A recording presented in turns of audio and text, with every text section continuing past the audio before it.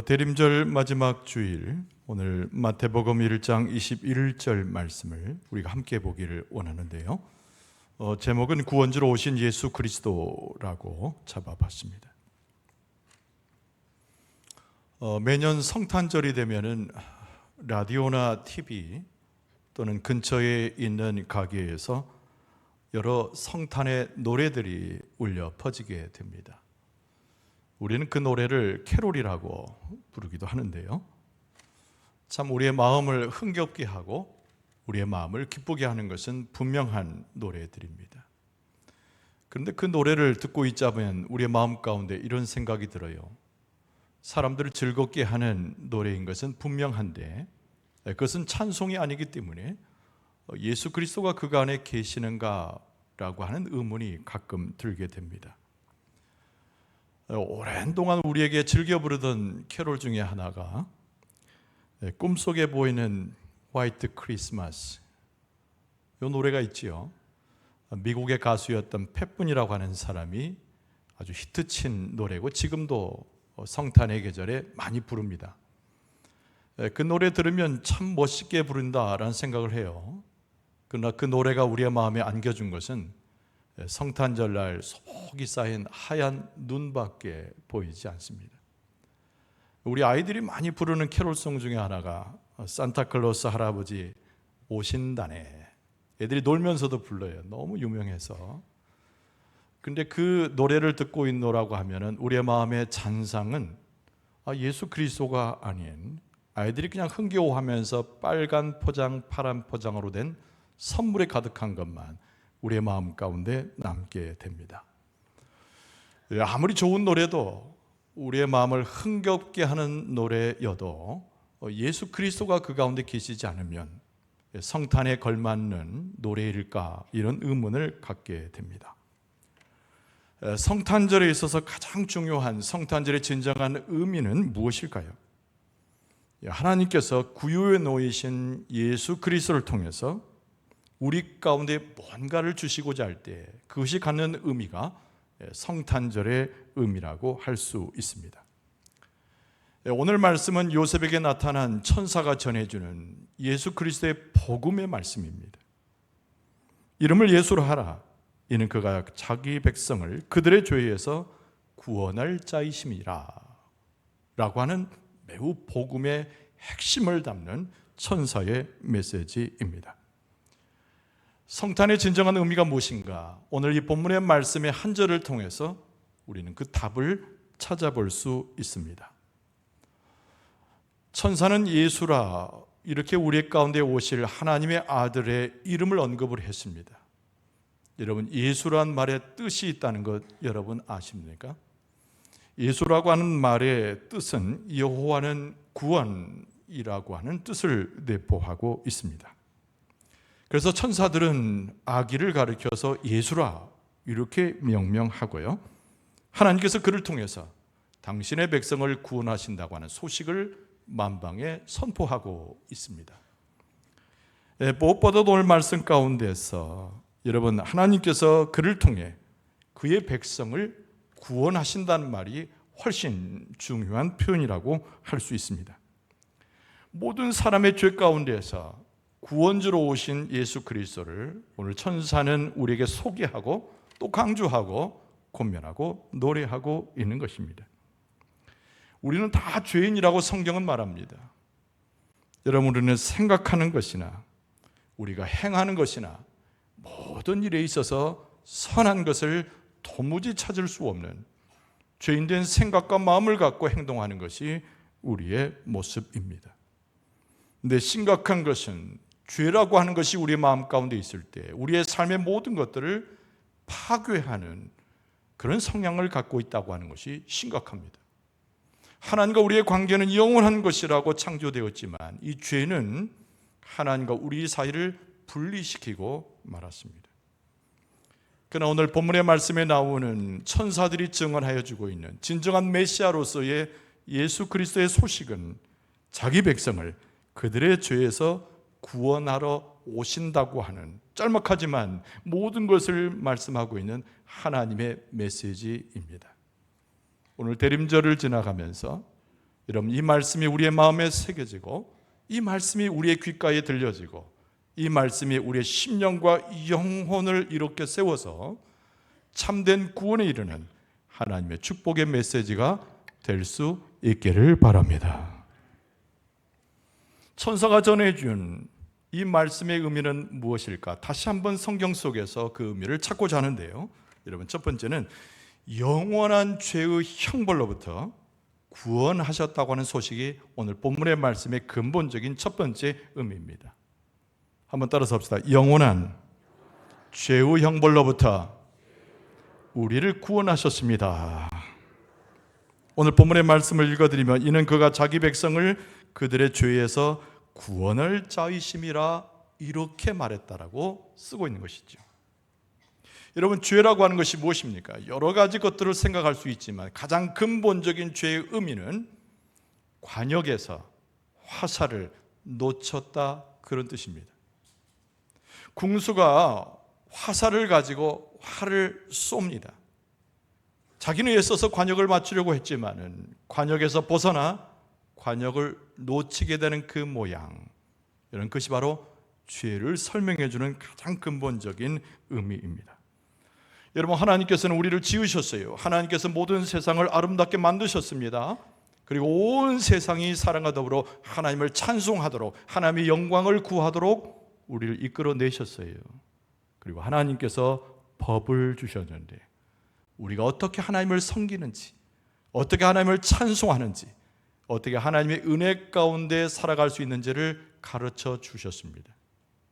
그럼에도 불구하고 우리는 궁수가 쏜 화살이 관역을 벗어나서 관역을 놓치는 것처럼 하나님께서 말씀하시는 소위 말하는 신앙의 표준적인 관역을 우리는 계속 놓치고 있는 것이 우리의 삶이라는 것입니다.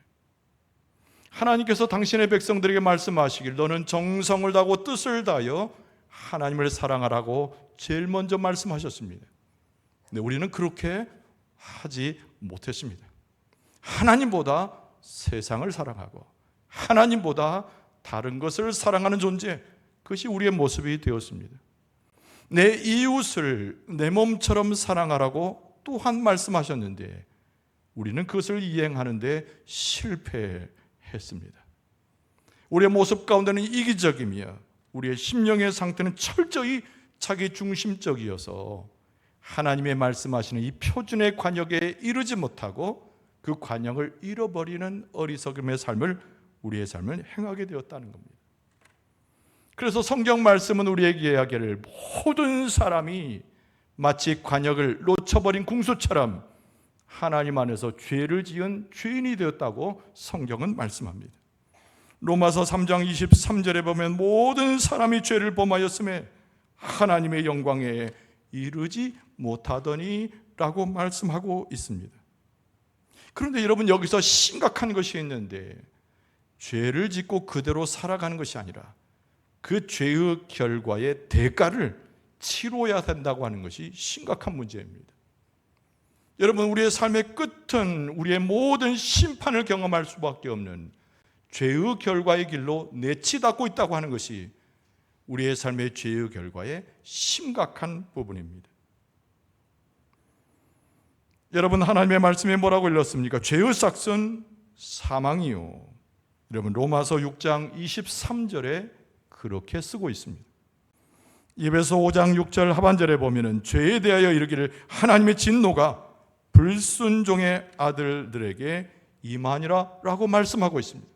하나님의 말씀에 순종하지 못하고 하나님의 뜻에 행하지 못하는 자에게 그냥 내버려 두는 것이 아니라 하나님의 진노가 그 위에 임할 것이란 말씀으로 경고하고 있습니다. 우리는 죄를 지었습니다. 우리는 그 믿음의 표준의 관역에서 그것을 놓치고 벗어난 자가 되었습니다. 그래서 우리의 삶의 결과는 형벌을 받아 마땅하게 되었다고 하는 것이 우리의 신세입니다. 여러분, 하나님께서 세상을 지으실 때 에덴 동산을 제일 먼저 조성하셨습니다. 그리고 아담과 하와를 아름다운 존재로 만드셨습니다. 그러나 하나님께서 그들에게 경고하신 말씀이 있습니다.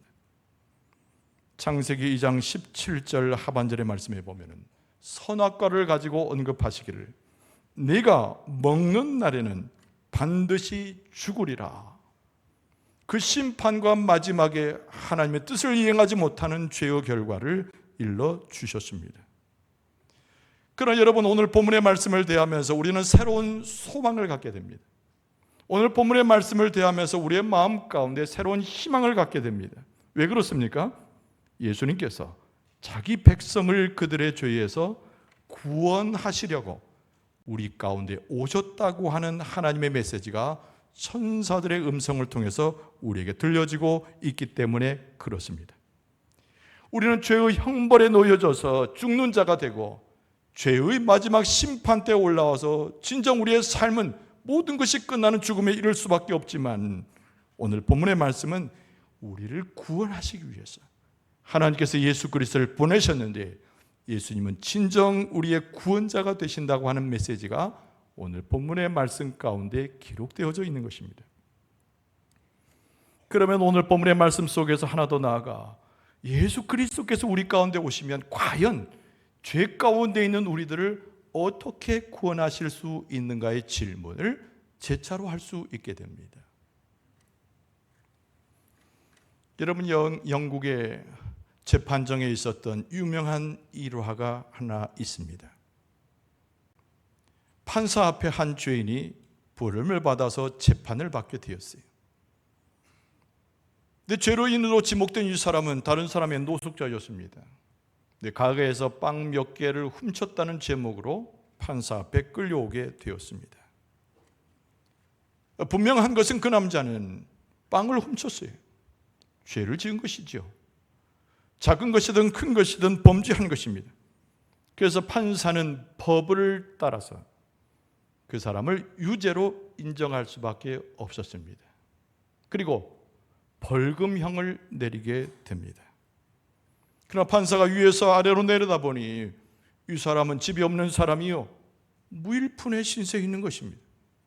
그래서 영국의 이 판사는 그 사람을 보고 긍휼한 마음을 갖게 되었어요. 불쌍하게 여겨졌습니다. 그러나 그 사람의 죄는 부정할 수 없었기 때문에 그 사람을 죄에 있다고는 유죄를 선고한 다음에 자기 호주머니를 만지기 시작했는데, 이 남자에게 내려진 벌금형에 자기가 대신하여 돈을 준비해서 대신 내어주었습니다.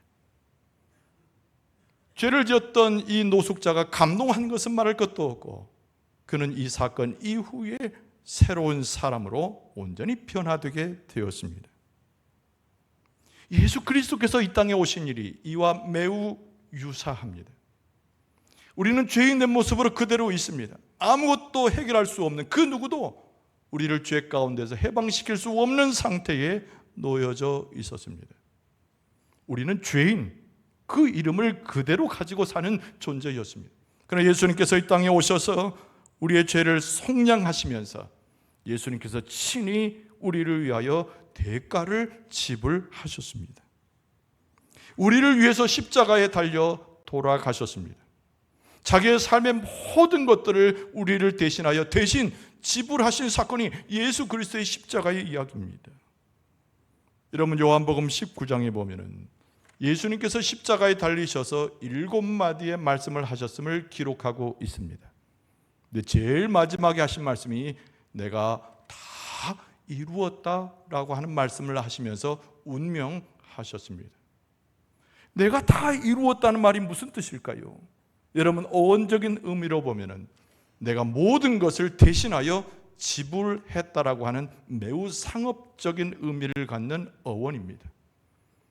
내가 목숨을 잃음으로, 내가 십자가에 달려 죽음으로 이 세상의 죄인 된 자들을 위해서 내가 이제 완전하게 다 지불했다라고 하는 예수님의 말씀이 우리 성경에는 다 이루었다고 하는 표현으로 기록되어져 있는 것입니다.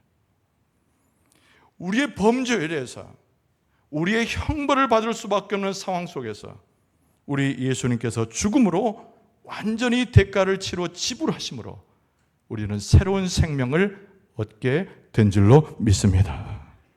우리가 죄를 회개할 수 있으면 예수 그리스도의 십자가를 내 심령에 받아들이고 엎드려 간구하여 받아들일 수 있으면 예수 그리스도를 나의 구세주와 주님으로 영접하게 되고 그것이 하나님과의 새로운 영적인 관계로 회복될 수 있는 것입니다. 예수님께서 왜 이 땅에 오셨는가? 우리의 죄를 속량하시고 구원하기로 오셨는데 우리의 영원한 죄의 형벌로부터 우리를 구원하시기 위해서 예수님께서 우리 가운데 오신 줄로 믿습니다. 여러분, 두 번째로 생각하는 오늘 본문의 말씀에 의미가 있어요. 그 두 번째는 죄의 권세로부터 구원하고 계시는 예수 그리스도의 모습을 메시지로 선포하고 있는 겁니다. 한번 따라서 합시다. 죄의 권세로부터 오늘도 우리를 구원하고 계십니다. 오늘 본문의 말씀을 다시 읽으면 이는 그가 자기 백성을 그들의 죄에서 구원할 자이심이라 하니라 그랬습니다. 여기서 핵심적인 말은 구원하다 그런 뜻입니다. 구원하다. 여러분, 무엇에서 예수님께서 우리를 구원하셨습니까? 이 구원하다의 어원을 또 쫓아가 보면은 아주 해로운 것이, 아무도 막을 수 없는 힘의 권세를 가진 해로운 것이 우리를 압제하고 권력을 가지고 우리를 뒤틀어 놓는 상태에서 예수님께서 우리를 구출하신 것, 그것이 오늘 성경 말씀에 나오는 구원하다의 의미입니다. 여러분, 우리의 삶은 예수 그리스도를 영접했음에도 불구하고, 예수님을 믿노라 고백하면서도 불구하고, 하나님의 백성이라고 스스로 고백하고 찬송을 하고 있음에도 불구하고 우리의 삶의 이면에는 여전히 죄 가운데 놓여져 있는 삶을 계속하고 있는 우리의 모습을 발견할 때가 너무나 많이 있습니다. 우리가 하나님의 자녀로 복권이 되고 예수 그리스도의 십자가를 통해서 새 삶을 얻었노라고 수없이 고백하건만은 하루의 삶을 돌아볼 때는 우리의 삶에는 여전히 어둠과 죄와 흐트러져 있는 것들로 얼룩져 있는 우리의 모습을 여러 번 발견하게 된다는 것입니다. 그러므로 예수님께서 우리 가운데 오셨다는 것은, 우리의 구원자로 오셨다고 하는 것은 계속되는 죄가 우리 가운데 머물러 있을 때에 죄가 우리를 누르고 있는 권세로부터 우리를 구원하시는 예수님의 모습을 이렇게 형상해서 묘사하고 있는 것입니다. 여러분, 죄의 권세가 우리를 무너뜨리고 죄의 권세가 하나님으로부터 우리를 분리시키려고 하고 죄의 권세가 우리를 온전한 사람이 되지 못하도록 방해할 때에, 그러나 예수 그리스도께서 내 심령과 삶에 들어오심으로 죄의 계속되는 권세를 깨뜨리시고 진정한 하나님의 구원을 이루어 주시는 줄로 믿습니다. 여러분, 사도행전 3장에 보면은 베드로 사도가 설교하고 예수 그리스도의 이름으로 치유하는 장면이 거기에 나옵니다. 오랜 동안 절름발이 된 사람을 베드로가 예수 그리스도의 이름으로 고쳐냅니다. 그리고 나서 베드로가 그 사람과 많은 모여있는 사람들에게 선포하는 설교의 말씀이 나오는데, 여러분, 사도행전 3장의 26절에 하나님이 그 종을 세워 복 주시려고 너에게 먼저 보내사 너희로 하여금 돌이켜 각각 그 악함을 버리게 하셨느니라. 자기를 이야기하는 것이 아니라 예수님을 그렇게 증언한 것입니다. 하나님께서 예수님을 종을 세워서 복 주시려고 먼저 보내셨는데, 예수님께서 이 땅에 오셔서 하신 일의 최고된 일이 그 악함을 버릴 수 있도록 역사하셨다는 말씀이 베드로의 설교의 핵심입니다. 우리는 죄의 권세로 죄의 종이 되고 사탄에 의해서 무기력하게 넘어지는 모습이지만은, 예수님께서 우리 가운데 오셔서 우리 가운데 역사하실 때 육체의 질고를 벗을 뿐만 아니라 영적인 고통 가운데 놓여 있을 때도 우리를 온전히 구원하심으로 죄의 권세를 물리쳐 주신 줄로 믿습니다. 여러분, 갈라디아서 5장 22절 이하의 말씀에 보면 성령의 열매가 나옵니다. 근데 거기에 보면 이런 말씀도 있어요. 양선과 충성과 온유와 절제란 표현이 나옵니다. 성령의 9가지 열매 중에 4개를 설명했습니다마는, 예수 그리스도께서는 이 땅에 오셔서 그의 자비와 긍휼로 우리를 용서하셔요. 그리고 무엇보다도 우리의 삶이 성령의 이끌림 받아 삶을 살아갈 때, 여러분, 죄로부터 멀어지고 죄의 권세를 무너뜨리고 예수 그리스도께서 우리 가운데 오셔서 죄를 이길 수 있는 능력을 성령을 통하여 우리에게 허락해 주시는 줄로 믿습니다. 여러분, 우리는 계속해서 죄 가운데 있는 모습을 발견합니다. 어제도 오늘도, 그리고 내일 혹시 그걸 발견할지도 모릅니다. 그러나 분명히 우리가 기억할 것은 우리 가운데 죄가 살아서 우리를 억누르고 권세로도 주장하는 것을 하나님은 절대 원하지 아니하신다는 겁니다. 이것은 하나님의 계획이 아닙니다. 이것이 하나님께서 예수 그리스도를 보내신 목적이 절대 아니라는 것입니다. 예수 그리스도께서 오셔서 죄의 권세를 박멸하고 우리의 삶이 온전히 구출되는 것을 하나님이 원하시는 것이에요. 여러분, 예수님께서 요한복음 8장에 보면은 가늠하다 잡힌 여인 앞에 예수님께서 서셨습니다. 너무 가련한 여인이에요. 불쌍한 여인이었습니다. 많은 사람들이 정죄하고 있었습니다. 그때 예수님께서 이 가늠하다 잡힌 여인에게 말해요. 너를 정죄한 자가 없느냐. 모두 주변에서 사라진 상태였던 것을 알 수가 있습니다. 그때 말씀하시죠. 요한복음 8장 11절에 대답하되 주여 없나이다. 예수님께서 말씀하시기를, 예수께서 이르시되 나도 너를 정죄하지 아니하노니 가서 다시는 죄를 범하지 말라 하시니라. 할렐루야. 다시는 죄를 범하지 말라. 미래에 있어서 너의 과거를 다 용서하고 너의 과거를 기억지 아니하고 사람들처럼 너를 정죄하는 모습에 나는 서 있지 아니하노니 지금 네 죄가 사함을 받았을 뿐만 아니라 현재도 미래도 앞으로 범죄에 빠지지 않도록 지켜주시겠다고 하는 예수님의 긍휼의 약속이 여기에 담겨져 있습니다. 예수님의 역사, 예수님의 구원하심의 역사는 우리의 과거를 다 용서하시고 구원받게 하실 뿐만 아니라 계속되는 범죄 가운데서 앞으로 이행될 수 있는 우리 연약함 가운데서 우리를 건지시고 우리를 구출하시고 우리를 구원하시는 하나님의 구원의 능력이 예수 그리스도의 능력인 줄로 믿습니다. 얼마 전에 우리 성도님들 중에 한 분 중에 제가 감동을 받은 간증 하나를 들은 적이 있어요. 여러분도 혹시 그 간증을 들었을지 모르는데 이분이 이제 성인이 된 상태에서 예수 그리스도를 경험하게 되었습니다. 이 예수를 믿고 고백하고 소위 말하는 믿음의 삶을 살아가는 것입니다. 근데 이분의 문제는 뭐냐면은 과거에 가졌던 습관들을 전혀 버리지 못하는 것입니다. 특별히 그 중에 담배 피는 거예요. 근데 예수 믿고 믿음 생활하면서도 자기는 담배 피는 것을 그렇게 꺾으려 하지 않았답니다. 예배 갔다 와서도 담배 피고 밥 먹다가 담배 피고. 근데 이분이 싫어해요. 저 우리 교인 중에 한 분이니까. 이분이 그날 주일날도 예배를 드리고 말씀을 듣는데 감동이 오더라는 거예요.